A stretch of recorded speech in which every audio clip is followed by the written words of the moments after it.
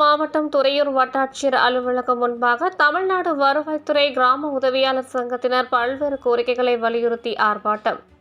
துறையூரில் தமிழ்நாடு வருவாய்த்துறை கிராம உதவியாளர்கள் சங்கத்தினர் தங்கள் கோரிக்கைகளாக அரசாணை 33 திருத்தம் செய்து மீண்டும் கருணை அடிப்படையில் பணி நியமனம் வழங்க கோரியும், அலுவலக உதவியாளருக்கு இணையான வரையறுக்கப்பட்ட காலம் வரை ஊதியம் ரூபாய் 15,700 வழங்க கோரியும், சிபிஎஸ் சந்தா இறுதித் தொகை வழங்க கோரியும், தேர்தல் வாக்குறுதியாக அளித்த பழைய ஓய்வூதியத்தை அமல்படுத்த வேண்டும் உள்ளிட்ட கோரிக்கைகளை வலியுறுத்தி தமிழ்நாடு வருவாய்த்துறை கிராம உதவியாளர் சங்கத்தினர் துறையூர் வட்டாட்சியர் அலுவலகம் முன்பாக ஆர்ப்பாட்டம் செய்து காத்திருப்பு போராட்டத்தில் ஈடுபட்டனர்.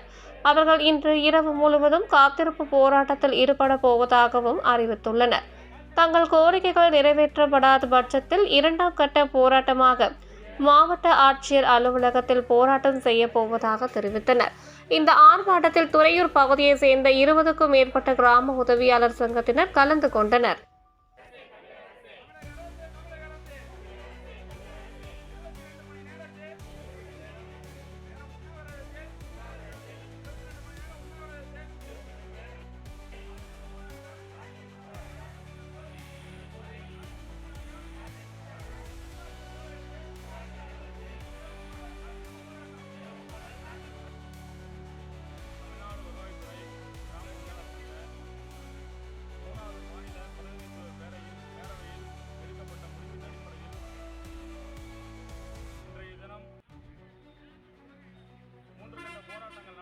தீர்மானிக்கப்பட்டது.